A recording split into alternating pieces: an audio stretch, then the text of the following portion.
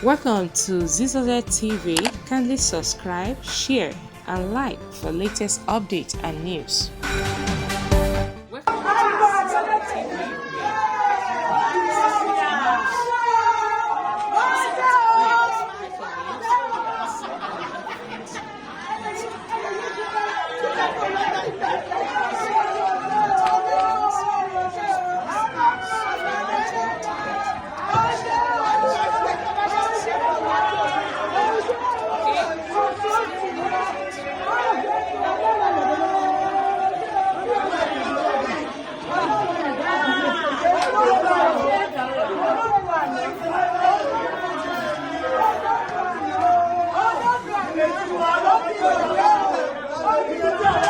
Unemployment and underdevelopment, you shall truthfully feel, taste, and enjoy the dividend of democracy.